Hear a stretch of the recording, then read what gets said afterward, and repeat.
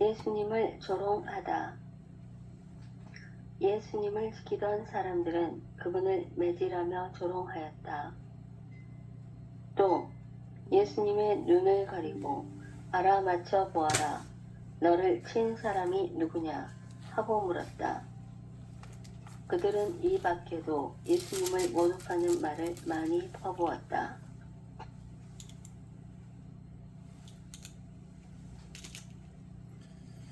그렇습니다. 오늘 아주 간단한 건데, 예수님을 지키던 사람들은 예수님을 조롱했고 때렸고 눈을 가려서 누가 때렸는지 알아보라고 말하면서 계속해서 온갖 욕설들을 다 퍼부었다. 어때요?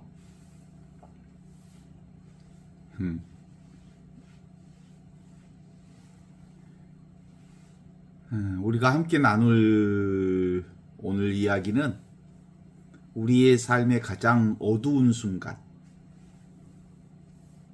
가장 억울하고 답답한 순간에 관한 얘기를 하게 되지요. 바로 그 순간 멀리 계신 줄만 알았던 하느님이 지금 여기 이 순간 우리를 어떻게 함께하고 계시는지를 발견하는 아주 짧고 깊고 아름다운 여정으로 볼 줄 아는 눈이 생기면 좋겠어요.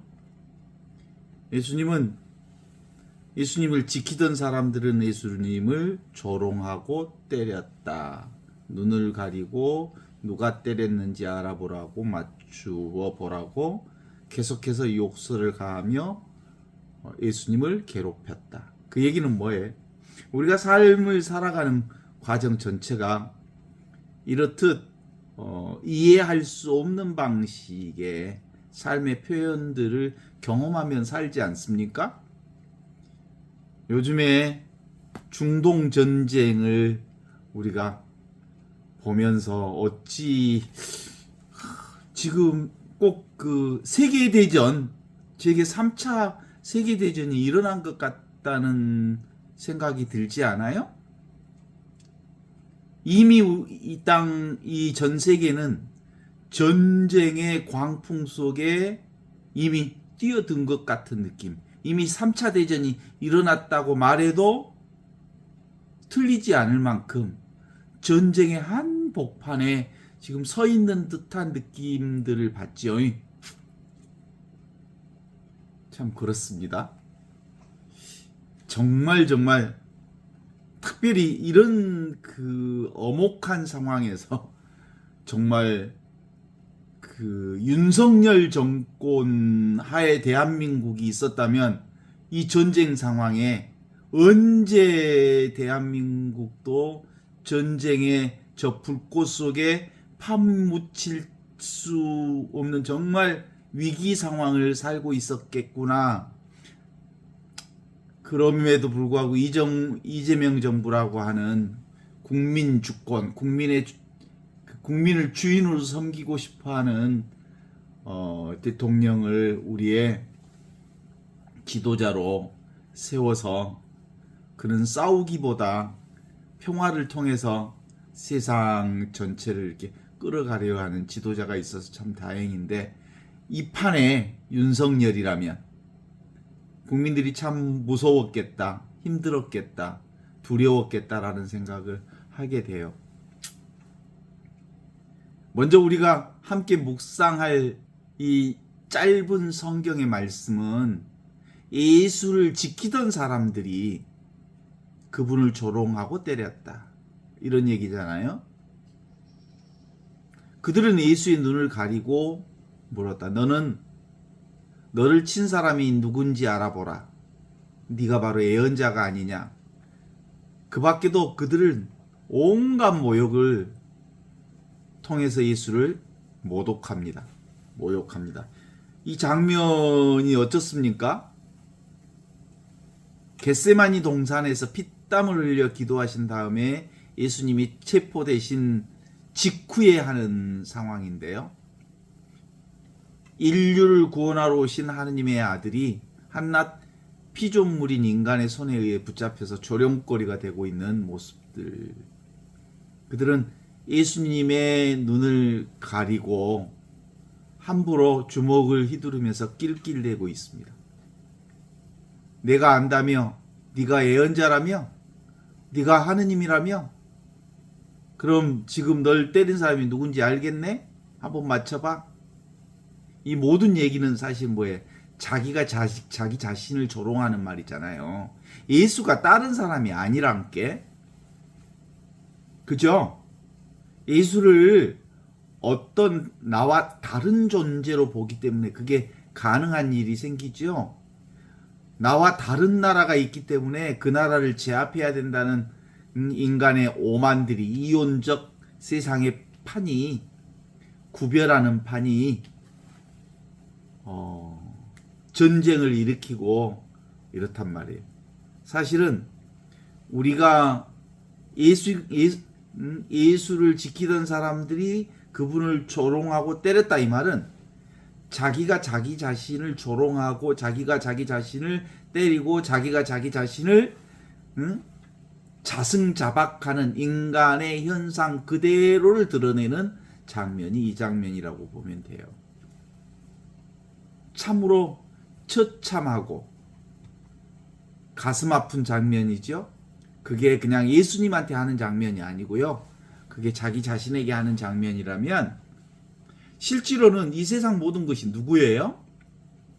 나잖아요. 그러니까 근본적으로 자기 자신을 알지 못하는 사람들이 행하는 악행과 폭행과 전쟁과 모순 구조는 기본적으로 나 따로 있고 너 따로 있고 나 따로 있고 세상 따로 있고 나 따로 있고 눈에 보이는 대상이 따로 있다고 보는 것, 그것이 사람들을 힘들게 하는 거죠. 그렇지 않아요. 네가 곧 나예요. 이 세상, 눈에 보이는 세상 전체가 바로 하느님의 꽃이에요. 오고 가고 피고 지고 생겼다 사라지는 온갖 세상 만물 전체가 나를 드러내고 있다고요. 나의 꽃이라고요. 나의 생명이라고요. 나의 삶을 그대로 표현하고 있다고요. 그렇지 않습니까? 이 세상 전체가 지금 전쟁에 휘말리고 있다는 사실은 곧 내가 나에게 벌이는 전쟁 아닙니까? 우리가 따로 세상이 따로 있다고 보니까 우리에게는 안전한 전쟁, 아직은 안전한 전쟁이라고 볼 수 있을지 모르지만 The world is reflection of me. 이 세상은 나의 반영이라고요. 하느님의 생명을 그대로 드러내고 있는데 하느님의 생명이 지금 여기저기서 전쟁판을 벌이고 있다고요. 우리의 삶을 가만히 들여다보면 우리도 예수님처럼 억울하게 눈이 가려진 채 어디서 날아올지도 모르는 주목을 얻어맞는 것과 같은 순간들을 수없이 겪지요. 당신 암입니다. 언제 내가 무슨 암이라고 하는 걸 생각해 봤겠어요? 당신 말기암입니다. 암이라는 손님이 툭 어느 날 갑자기 찾아오잖아요. 믿었던 사람이 뒷담화를 때려서 나를 원래 그렇게 친하고 나를 믿었던 사람인데 나를 배신 때리잖아요. 아무리 노력해도 나아지지 않는 것과 같은 경제적인 어려움도 그렇고 끝이 보이지 않는 자녀들과의 갈등, 형제들과의 갈등, 세상의 전쟁, 그리고 이해와 오해의 연속으로 뒤집혀진 세상 전반의 흐름들을 우리가 보게 되죠. 이런 세상에 수많은 고통과 절망과 어두움과 알 수 없는 일들이 찾아올 때 우리의 마음은 꼭 손수건으로 눈을 가린 것처럼 아주 캄캄해지죠. 한 치 앞도 내다보지 보이지 않는 두려움에 가득 휩싸입니다. 그때 세상은 마치 예수님을 때리면 경비원들처럼 우리를 조롱합니다. 내 안에 불안과 두려움이 속삭입니다. 너 성당에 다닌다며? 너 신부라며? 너 신앙생활 60년 했다며? 너 하느님 믿는다며? 그래, 그러면 하느님이 널 사랑하신다고? 근데 왜 네 삶은 그 모양 그 꼴이냐? 왜 평생 신부 생활한 너한테 말기암이 찾아오냐? 하느님이 계신다면 네가 왜 이런 고통을 당해야 하냐? 맞춰봐라. 이 고통은 누가 준 거대? 네가 왜 이렇게 사는데 아는가? 뭐가 그런 얘기를 하는 거냐면 내 내면에서 올라오는 내 안에서 올라오는 내면의 소리가 얼마나 많은지 몰라. 그쵸? 내가 암 선고 딱 받고 속에서 막 혼자 뭐라고 해. 속에서 올라오는 소리가 있어. 시끄럽게. 왜 그런다냐? 내가 뭘 잘못해서 그랬다냐? 막 이런 소리가 내면에서 막 나도 모르게 올라와. 그게 바로 세상의 모욕적인 시선 앞에서 드러나는, 그리고 내 안에서 모순 안에서 드러나는 에고의 또 다른 수많은 생각들, 모순들이 있죠. 그러니까 생각이 내면의 소리로 들리잖아요. 우리는 말하지 않을 때 어쩌면 가장 혼잣말을 많이 하는지도 몰라요. 말하지 않으면 속이 조용할 줄 알지만 내가 말하지 않는데 속에서 고시랑거리는 내가 얼마나 많은지 몰라. 수많은 생각들이 치고 올라오는 게 있어요. 그게 다 나를 조롱하는 말이거든요. 에고의 소리들이거든요. 에고의 소리가 바로 진화를 조롱하고 있어요. 하느님을 조롱하고 있어요. 늘 항상 언제나 지금 이와 같이 현존하고 있는 현존, 본래 고요하고 본래 순수하고 본래 밝은 진정한 의미의 나인 무위진인 나를 조롱하는 소리가 누구의 소리? 내 자아의 소리가 나를 조롱한다고요. 하느님을. 세상이 나를 조롱하는 게 아니고 내 내면의 소리가 나를 조롱한다고.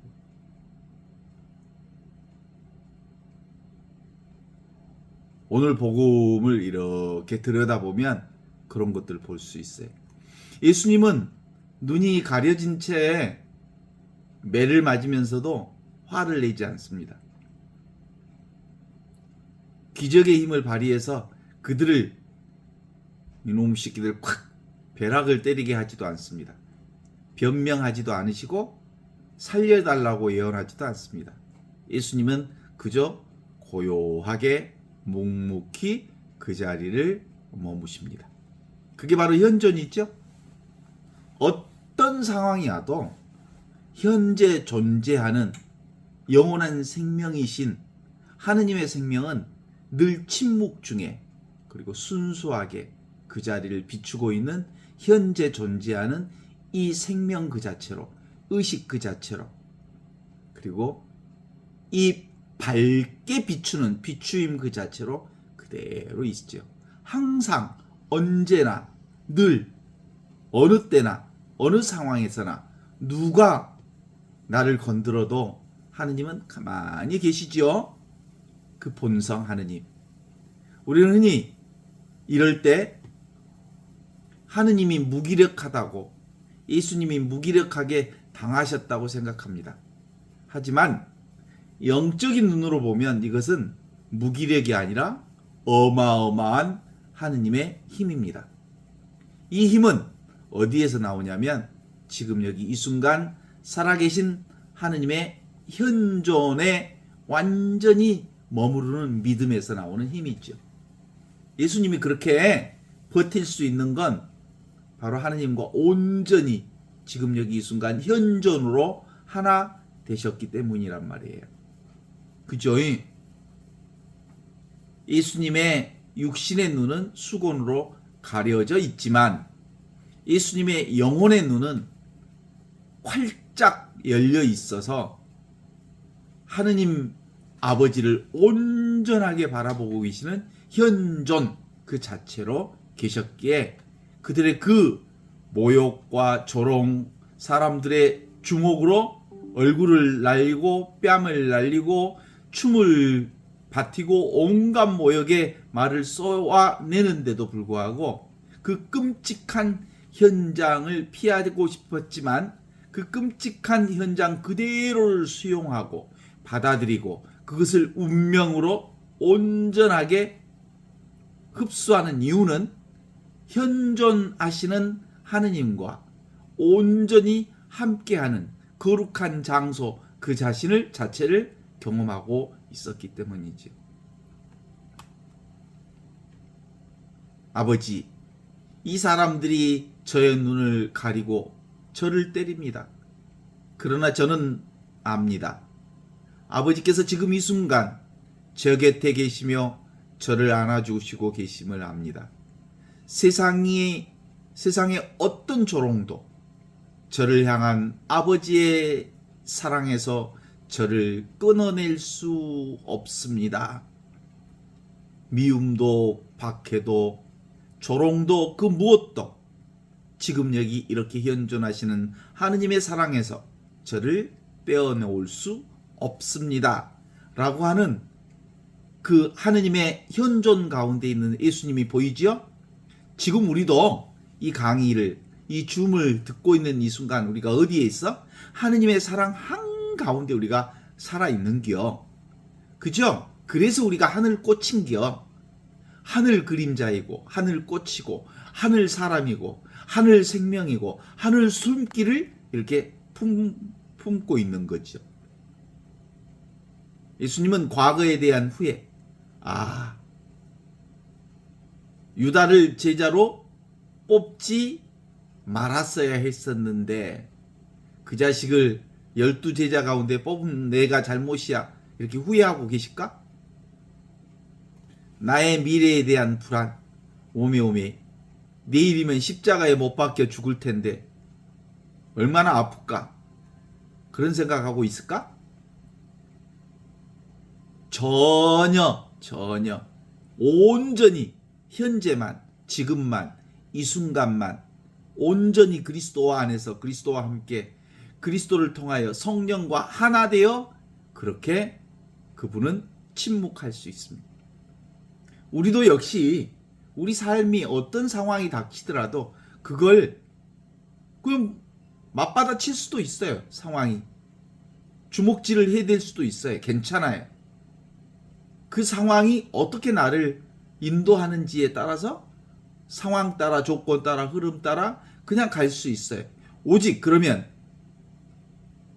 매를 맞고 있는 지금 이 순간 안에 온전히 머무르면서 그곳을 하느님의 현존으로 가득 채우셨다는 사실이 중요하지요.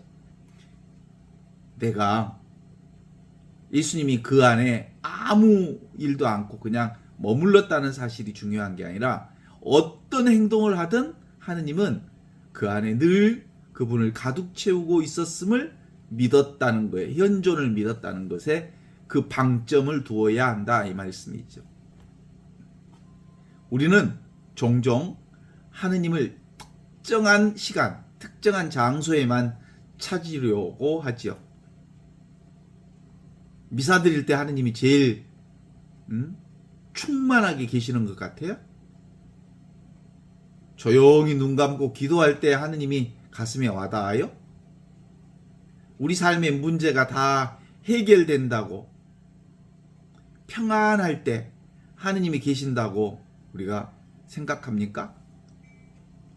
그건 우리 인간의 생각일 뿐이에요. 착각이에요. 어떤 상황에든 하느님은 늘 본래 순수한 그 존재 자체로, 본래 고요한 그 침묵 그 자체로, 본래 밝은 비추임 그 자체로 우리를 보고 계시고 함께 해주시고 계시는 거죠. 그래서 고통스러운 순간이 오면 하느님 어찌하여 저를 버리셨나이까? 라고 말할 수 있어요. 말해도 이미 하느님은 떠나 있지 않아요. 하느님, 저를 살려주셔요 해도 괜찮아요. 무슨 말을 하든 우리는 어떤 상황이 벌어지든 그분이 우리를 한순간도 우리 곁을 떠나 있지 않는 지금 여기 이 순간 현존으로 우리 안에 살아계신 그분을 만날 수 있다는 사실만 확인하고 믿으면 되는 거예요. 우리의 진정한 의미의 믿음은, 살아있는 믿음은 다릅니다. 진정한 믿음은 지금 내가 겪고 있는 이 현실, 설령 그것이 끔찍하고 아프고 모욕적인 순간일지라도 바로 그곳이 하느님이 나와 함께 계시는 자리임을 믿는 것, 그거라고 말할 수 있어요. 그죠? 우리의 현존 그 순간을 벗어나려고 발버둥 치지만 발버둥 친다고 한치도 발버둥 쳐서 그 순간을 벗어날 수 없어요. 벗어나려고 하면 할수록 더 붙잡히지요. 살아있는 하느님의 현존을 사는 믿음은 다르게 반응합니다. 도망치는 대신 그 자리에 가만히 멈춰서서 마음의 눈을 뜨는 겁니다. 내가 충분히 모욕된 순간이 되면 그 모욕의 순간을 지켜보는 겁니다. 그러면 잠시 모욕된 순간들이 찾아왔다 사라지는 거지요. 내게 고통이 오면 고통을 지켜봅니다. 그 고통도 영원한 고통은 없습니다. 잠시 왔다 사라지죠. 또 온다 하더라도 또 사라지죠. 오고 가고 피고 지고 생겼다 없어지는 것, 그것에 우리가 끄달리지 않는다면 지금 여기에 온전히 존재할 수 있습니다. 주님, 지금 제가 너무 아픕니다. 너무 힘듭니다. 눈이 가려진 것처럼 답답합니다. 세상이 나를 조롱합니다. 세상이 나를 비웃습니다. 하지만 주님, 당신이 멀리 계신 게 아니라 지금 이렇게 저와 함께 숨 쉬는 이 순간, 상처받는 제 마음 한가운데 나와 함께 아파하고 계심을 저는 믿습니다. 그리고 이렇게 오고 가는 온갖 세상의 현상은 잠시 있다 사라질 것을 압니다. 이것이 바로 지금 여기 이 순간을 믿는 현존의 믿음입니다. 눈 가리개를 벗겨달라고 조르는 기도를 넘어서 눈이 가려진 이 어두움 속에도 내 손을 꼭 붙잡고 계신 하느님의 현존의 온기를 느껴보는 것이죠. 사람들이 예수님을 조롱하면서 너를 친 사람이 누군지 한번 알아봐라 하고 외쳤을 때 예수님은 정말 모르셨을까요? 알고 모름을 떠나 있는 암 그 자체로 계시죠. 선과 악을 떠나 있는 선 그 자체로 계시죠. 그죠?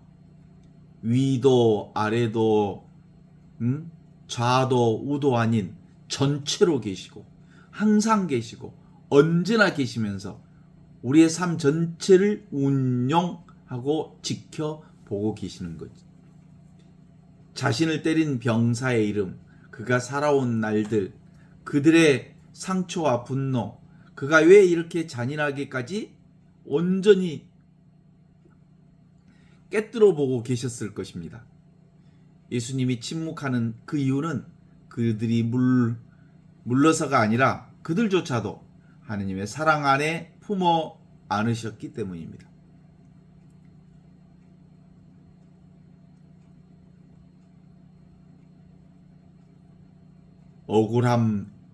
억울함을 악으로 감지 않으시고 폭력의 사슬을 하느님의 자비로 끊어내는 분이시죠. 우리가 지금 이 순간 나와 함께 하느님을 깊이 체험하게 되면 우리 삶에도 놀라운 기적이 일어날 것입니다. 나를 찌르고 나를 아프게 하는 사람들을 향한 시선이 바뀌어질 겁니다. 나를 모욕하고 내 마음에 돌을 던지던 사람들을 향해 핏대를 세우며 싸우던 그 나 대신 저 사람도 마음의 눈이 가려져서 저렇게 아픈 행동을 하는구나. 그러면서 자비의 눈이 생기죠. 저 사람도 나와 똑같이 행복을 바라고 있다. 저 사람도 나와 똑같이 아픔과 슬픔과 절망을 통해서 인생의 아픔을 알고 있다. 저 사람도 나와 똑같이 사람들의 인정을 받고 싶어 하고 있다. 저 사람도 나와 똑같이 고통을 피해보려 하고 있다. 그러면서 이제 보는 나의 이 자비 자신을 통해서 사람들을 위해서 기도할 수 있죠.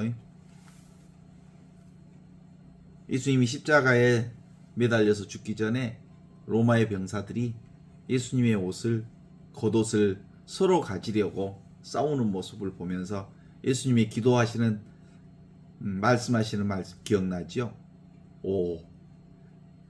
주님 저 사람들을 불쌍히 여겨 주십시오.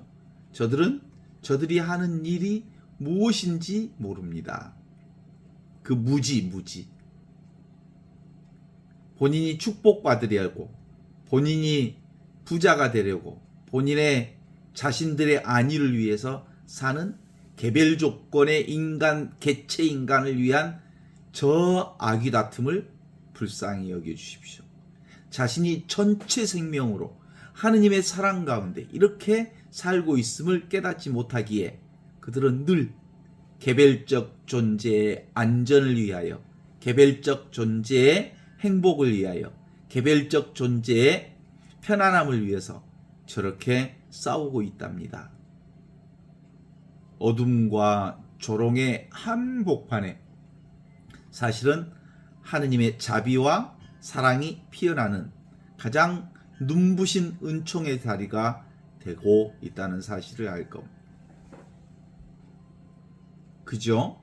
사랑하는 모든 사람들이 이 세상에서 하늘꽃을 피우고 있다는 걸 모르기에 본인은 다른 사람들 것을 빼앗거나 자기의 것이 더 낫게 보이는 것을 드러내 보여주기 위해서 온갖 일을 다 합니다.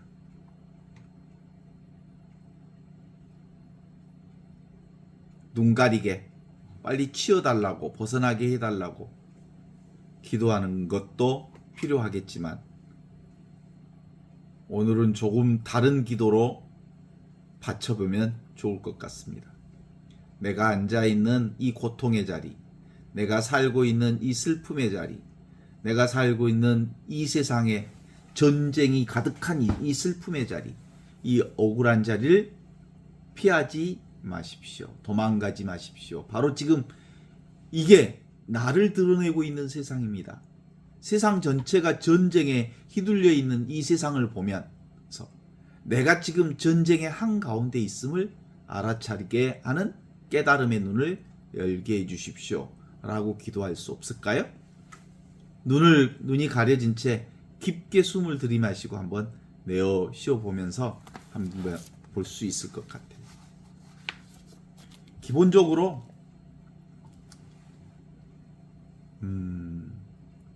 우리가 살아온 온갖 것들이 다 인간의 생각과 분별, 망상이 만들어낸 상이라고 하는 걸 알 수 있습니다. 눈에 보이는 세상 것에 가로막힌 이 세상 모든 것이 하느님의 꿈이요, 하느님의 꽃이요, 하느님의 그림자이기에 하느님의 사랑을 드러내는 하느님의 선물임을 안다면 그것이 설령 아프고 슬프고 괴로운 일이라 하더라도 그걸 수용하고 받아들임으로써 지금 받아들이고 있는 나, 지금 보고 있는 나, 지금 수용하고 있는 나, 그 내가 바로 하느님의 성품을 그대로 살고 있음을 알게 될 거예요. 이것이 복음이거든요. 복음이 따로 있는 게 아니에요. 복음이라고 하는 건 쉐마 이스라엘, 이스라엘아 보라. 보라 할 때 뭘 보라는 거예요? 하늘을 보라, 허공을 보라, 텅 비어 있는 자리에서 온갖 것들이 이렇게 펼쳐지고 피어오르는 것을 보라. 한순간 눈에 보이는 상을 붙들면 지옥이 되는 거고요. 한순간 눈에 보이는 세상 것들이 하느님의 꽃이 피었다 지는 것으로, 하늘의 꿈이 꾸어졌다 사라지는 것으로, 하늘의 거품이 일어났다 사라지는 것으로 보면 그 온갖들을 경험하지만 그 다양한 경험들이 사실상 하늘을 드러내고 있음을 알기에 어떤 상황에서도 하느님께 감사를 표현할 수 있죠. 우리가 믿는 신앙은, 복음은 뭐예요? 말로 설명되지 않지만 지금 이미 사용되고 있는 이 현존 신앙은 영원한 생명입니다. 우리의 눈길 닿는 데마다 하느님이 이렇게 살아있는 현존으로 드러나 있습니다. 눈앞의 목적이 바로 하느님입니다. 이 눈앞의 하늘을 한번 텅 비어 있으면서 모든 것을 알아차리는 이 하늘의 깨달음이 생기면, 정말 하느님을 제대로 만나면, 없이 계시는 하느님에 대한 깨달음이 분명하게 생기면, 그때부터 이제 과거의 업습, 과거의 눈에 보이는 세상의 모든 상, 욕심, 내 생각들을 잡고 살았던 것들을 내려놓기 시작하면서 늘 항상 계시는 하느님 사랑 가운데 살게 되는 우리의 삶을 경험할 수 있죠. 그렇다고 해서 바로 되는 건 아니고요. 오래된 반복된 행위로서의 업습이 지금 자동화된 우리의 삶의 성격 유형을 만들어 놓은 거잖아요. 지랄 같은 성격이 있잖아요. 아무리 고치려고 해도 안 되는 그 성격들 있죠. 그것 평생 만들어낸, 반복된 행위를 통해서 만들어낸 나의 성격이거든요. 늘 우울하게 세상을 보는 나. 어떤 사람은 늘 들떠서 세상을 보는 나. 어떤 사람은 늘 슬프게 세상을 보는 나. 그거 다 그가 만들어낸 세상관이거든요. 그건 세상, 자기가 만들어낸 세상이지 실제로 있는 세상은 아니에요. 실제로 있는 하느님의 사랑은 늘 항상 본래 고요하고 본래 순수하고 본래 밝게 비추는 지금 여기 이렇게 살아있는 현존으로 드러나고 있거든요. 과거에 내가 어떻게 살았느냐에 따라서 사실상 나의 성격은 아주 다르게 등장합니다. 어떤 사람은 같은 사건을 보고도 끊임없이 부정적으로 말하고 부정적으로 보고 부정적으로 표현하고 그러죠. 그게 평생 그가 만들어냈던 그의 업습이 그런 거예요. 실제로 세상이 그런 게 아니에요. 자기가 창조한 세상에서 자기가 불평하고 자기가 힘들어하고 자기가 아파하고 그러죠. 그죠? 그래서 우리의 그 경험하는 세상 전체는 실제로는 자아가 만들어낸, 분별심이 만들어낸 것이기에 실제로 진짜 없이 계시는 하느님을 만날 때 비로소 어떤 상황도 모두 다 하느님께서 피워내는 하늘꽃을 알게 되면 그냥 수용하는, 대수용.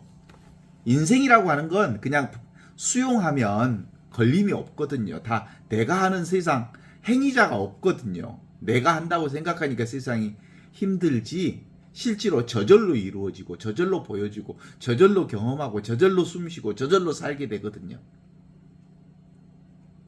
그죠? 이 본래 성품, 없이 계시는 하느님께 대한 믿음이 분명해야 되죠. 이것이 깨달음의 믿음. 이게 바로 예수님께서 우리에게 선파하신 복음을 믿어라. 그리고 회개하고 복음을 믿어라. 이 회개하고 복음을 믿어라라고 하는 건 아주 단순합니다. 의식 그 자체, 하느님 그 자체를 믿고 하느님이 일하시고 하느님이 움직이시고 하느님이 경험하시고 하느님이 꽃을 피우시고 하느님이 세상을 펼쳐내고 있음을 믿는 거거든요. 그 안에 나는 하나의 도구로서 내 자신도 하나의 하늘꽃의 역할을 하고 있어요. 그러면서 나는 진정한 의미의 하늘 생명을 살고 있는 거죠. 하느님은 전부이기에 하느님은 따로 알 수는 없습니다. 소리를 아는 소리는 소리를 들을 수 없습니다. 모양을 보는 모양은 볼 수가 없습니다. 그러나 모든 것을 보고요. 소리 없는 소리를 통해서 온갖 소리를 다 듣는 것처럼 말이죠. 우리가 요즘에 전쟁을 경험하고 정말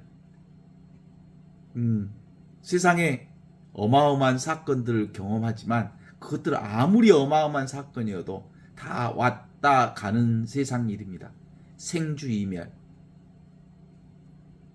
생로병사, 행주자와 어묵동정으로서 끊임없는 변화 속에서 경험하는 것들이요. 그것을 경험하는 하느님의 자리는 지금 이 순간 이렇게 생명으로, 의식으로, 존재로서, 영원한 생명으로서 지금 세상을 경험토록 하고 있어요. 늘 있는 지금 여기 이 순간 살아있는 하느님의 연조는 알미 없는 알무로, 문이 없는 문으로, 길이 없는 길로, 진리가 없는 진리로, 없이 계시는 하느님으로 세상 그대로 하느님을 드러내고 있죠. 그래서 정말 이 세상을 살아가면서 눈에 보이는 온갖 말도 안 되는 흐름들을 경험하면서 그 상에, 우리가 보이는 세상에 속지 말라. 그래, 그 하나이신 하느님을 흠숭하여라. 하나이신 하느님을 흠숭하려면 우상을 섬기지 말아야 하느니라. 그런 거죠. 오직 하나밖에 없기 때문에 그래요, 하느님. 그러려면 이름을 헛되이 부르지 마. 이름이라고 하는 걸 언어라고 할 수 있어요, 언어. 모든 우상을 섬기는 것은 언어를 통해서 우상을 섬기는 거예요. 생각을 통해서 우상이 만들어지는 거고, 그리고 개념을 통해서 우상이 형성되는 거기 때문에 인간이 언어로서 생각으로서 뭔가를 규정하면 그것을 내가 잡게 되는 거거든요. 그런데 그 세상에 보이는 모든 것들은 왔다 가는 하늘 꿈에 지나지 않지요.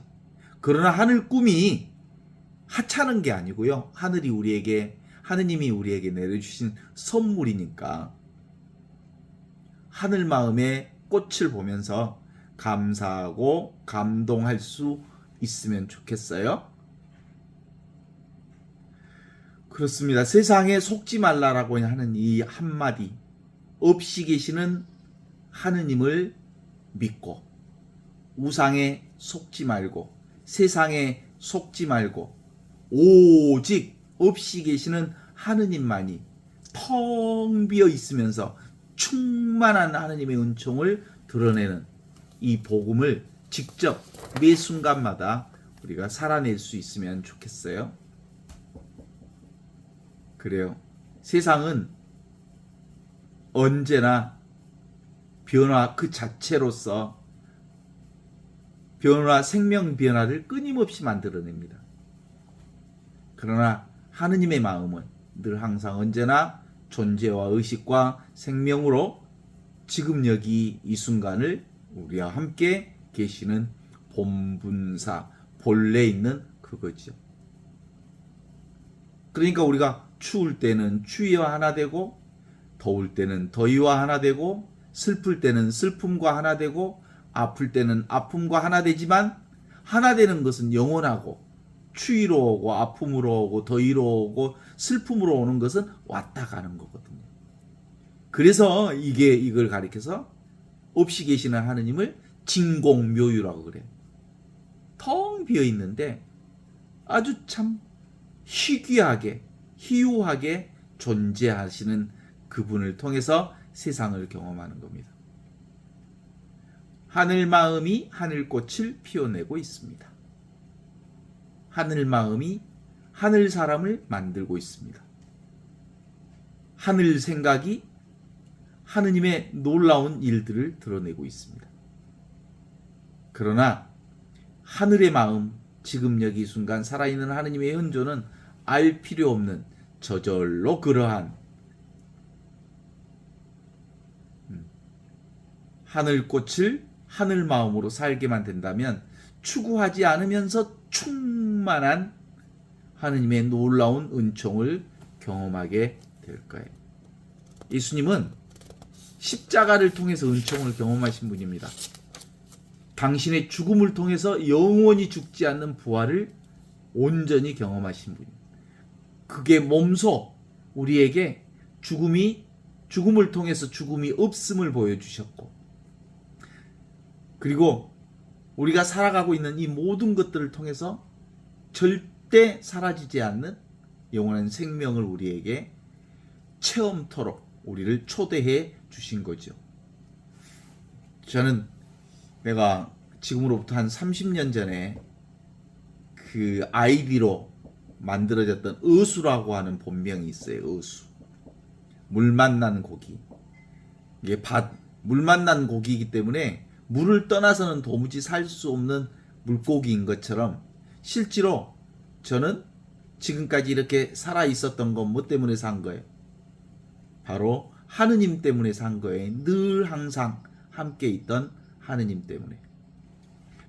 재밌는 바다 얘기가 있어요. 바다에 새끼 파도들이 아주 잔잔한 물결 위에서 새끼 파도들이 놀다가 자기들끼리 이 얘기가 시작됐습니다. 아가야, 아가야, 그 바다가 있다는 소리를 들어본 적 있니? 바다에는 어마어마한 게 있어. 그래, 나는 바다에 가고 싶어. 바다를 만나고 싶어. 바다 안에서 정말 그 신비로움을 살고 싶어. 새끼 파도들이 서로 얘기를 했어. 아, 그러면 저기 할아버지 파도가 있다는데 할아버지 파도한테 가서 한번 우리가 알아보도록 하자. 그래서 할아버지 파도가 그 바다 한 가장자리에 머리에는 미역을 둘러쓰고 파도에 찰랑 찰랑, 그러니까 새끼 파도들이, 아가 파도들이 와가지고 할아버지 파도님, 할아버지 저희는요 바다가 보고 싶어요. 바다에 가고 싶어요. 그랬다는 거예요. 좋아. 너희들이 바다가 보고 싶다는 거야? 바다가 바로 지금 여기 이거야. 네가 살고 있는 게 바다야. 아, 저희는 바다가 보고 싶다니까요. 바다를 보여주세요. 진짜 꼭 바다가 보고 싶다고. 지금 할아버지 발이 막 뭐가 가려워 죽겠다. 그러면 네가 저 밑에 있는 네 할아버지 발을 좀 긁어달라고 요청. 할아버지 발 좀 긁어줄 수 있겠니? 그랬더니 네, 알았어요 하고 이 새끼 파도들이 탁 다이빙을 해가지고 할아버지 다리를 긁어주기 위해서, 응? 할아버지 발을 향해 첨벙 바닷속으로 들어갔어. 그러면서 깨달음이 왔어. 아기 파도들이. 아하, 이게 바다구나. 이게 바다구나라는 걸 알게 됐다는 거예요. 응? 인생의 괴로움을 덤덤하게 받아들이는 것, 삶 자체가 곧 사랑 속에 있다는 걸 아는 것, 은총 속에 있다는 걸 아는 것, 응? 하느님의 축복 속에 있다는 걸 아는 건 따로 찾지만 않으면 이미 내가 그 축복과 은총과 사랑 속에 있다는 걸 알게 되는 거예요. 우리가 꿈속에서 꿈을 꿨는데 꿈속에서 괴물을 만났어요. 그래서 그 꿈속에서 괴물 하나 살려라 하고 도망갔어요. 꿈속에서 봤던 그 꿈속의 괴물은 뭐예요? 꿈속의 괴물도 꿈이고 꿈도 꿈이고 꿈속의 온갖 것도 다 꿈이에요. 일체가 꿈인 것처럼 우리의 삶도 온갖 세상의 모든 것들을 다 보았지만 뭘 봤어요? 다 온통 다 하느님을 본 거예요. 하느님의 꽃이 핀 것을 본 거고, 하느님의 사람들을 본 거고, 하느님의 숨결을 본 거고, 하느님의 온갖 없이 계시는 하느님의 펼쳐지는 세상을 경험하게 된 거예요. 그죠? 그렇지 않습니까? 세상의 모든 경험을 살았지만 세상의 모든 경험이 바로 꿈과 같은 하늘꽃을 경험하는 경험이었어요. 지금 여기 우리가 살아있음을 느끼죠?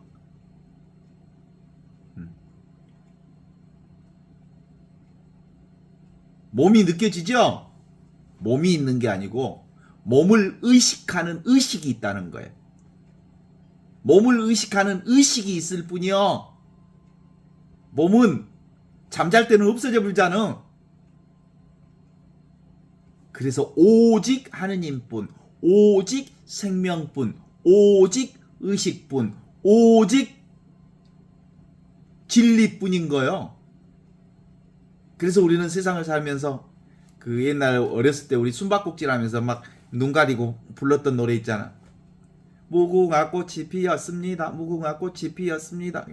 그 무궁화 꽃이 핀 게 아니고 하늘꽃이 피었습니다. 하늘꽃이 피었습니다. 하늘 꿈을 꾸었습니다. 하늘 꿈을 꾸었습니다. 하늘 춤을 추고 있습니다. 하늘 꿈을 추고 있습니다. 모든 온갖 것들이 다 일어나다 하느님이 드러난 거예요. 하느님이 폈다 사라지는 거예요. 하늘 그림자를 보았습니다. 그래서 우리는 어디를 가도 무슨 일을 해도 어떤 상황을 만나도 하느님을 도무지 떠나지 않게 된다는 것을 안다면 성급하게 살 필요가 없지. 있는 그대로 살면 되겠지. 그래도 안 돼. 안 돼. 60년, 70년 동안 살아온 습관이 있어갖고 안 돼. 생각으로 사는 습관이 있어가지고. 그런데 없이 계시는 하느님으로만 살고 있다는 이게 분명하게 하느님을 만나면 예수 복음이 분명하게 내가 실감되면 그 예수 복음 실감된 하느님의 생명으로 20년, 30년을 꾸준하게 현존살이를 하게 되면 그때부터는 아주 자연스러운 걸림없는 놀람없는 그리고 어디에도 흠집 없는 하느님 나라의 생명을 살게 돼요. 우리가 지금 이 공부를 3년, 4년, 5년을 쭉 하면서 어떤 때는 지루하고 권태스럽고 그러죠? 그럼에도 불구하고 이 공부를 통해서 실제로 영원히 사라지지 않는 영원한 생명을 우리가 살 수 있으려면 상에 속지 않으면 돼요. 상이 뭐예요? 세상이 뭐예요? 하늘꽃이 오고 가고 피고 지는 하늘꽃. 근데 그 세상이 곧 뭐예요? 하느님이라는 걸 알게 되는 거예요. 근데 이 몸뚱아리가 나다, 내 생각이 나다, 내 몸이 나다라고 생각하면 그게 뭐가 되냐면 인생 패골이에요. 인생 패골. 내가 따로 있다고 보는 순간 내 인생은 끝난 거예요. 망친 거예요.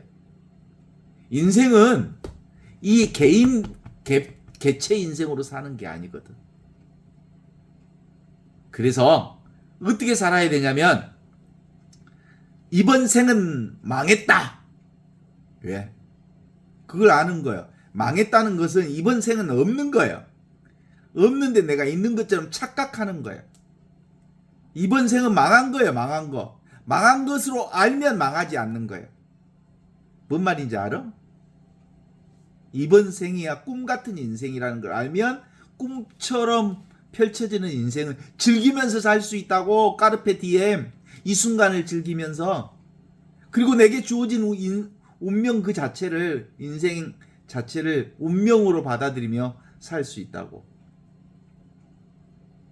그거 실제로 가톨릭 전통 안에서 중세 신비주의 전통에서 보면 마이스트르 에카르트나 또는 십자가의 성 요한이나 모두가 다 이 얘기를 한 거라고. 지금 여기 이 순간 살아있는 하느님의 현존뿐이라는 걸 간파하셔서 하느님의 복음은 따로 있지 않다. 지금 있는 거다. 그죠? 지금 살아있는 이거예요.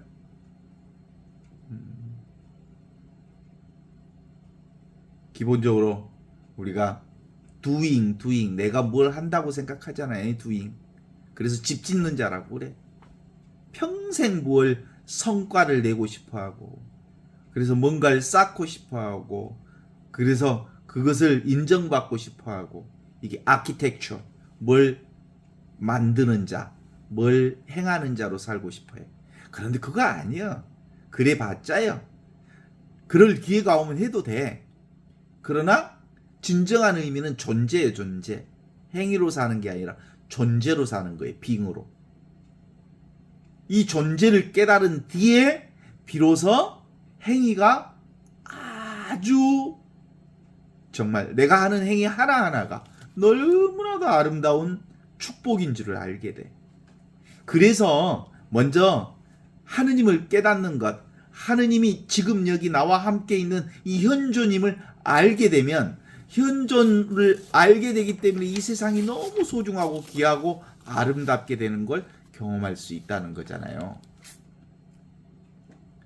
예수님은 그리스도교를 세우지 않았어. 그죠? 예수님은 종교 조직을 만들려고 이 세상에 오신 분이 아니에요. 진리를 드러내 보여주시기 오셨어. 그 진리가 뭐예요? 지금 여기 이 순간 이렇게 살아있는 그 생명이 바로 영원한 생명이요, 이 생명으로 사는 거다. 이 생명이 내 생명이요, 이 생명이 길이요, 이 생명이 진리요, 이 생명을 위해 자기 자신을 버리면 영원한 생명을 얻을 것이지만, 이 개별 생명을 향해서 온갖 생각과 욕심과 자기 의식에 빠져버리면 결국 자기 한 생명으로 멸망할 거다. 그래서 나는 일생패골, 내 인생은 없어, 내 인생은 없어, 일생패골, 이렇게 선언해. 그러면 나는 완벽하게 하늘 생명으로 살 거다. 그래서 나는 죽지 않는다 라는 것을 깨달아 알게 될 거예요. 진리를 깨달아야만 비로소, 하느님을 깨달아야만 비로소 예수의 길을 갈 수 있사니, 우리가 예수쟁이 되고 싶으면 하느님 만나야 예수쟁이 돼. 진정한 의미의 하느님 못 만나면 맨날 세상 욕심 부리다가 죽어. 그죠? 그래서 오늘 예수님이 이렇게 사람들에게 모욕을 당하면서도 끄떡하지 않은 이유가 뭐라고? 지금 여기 이렇게 살아있는 현존의 전지전능한 힘으로 그게 가능한 거예요. 어떤 상황이든 지금 이렇게 경험하는 이건 흐트러지지 않는다.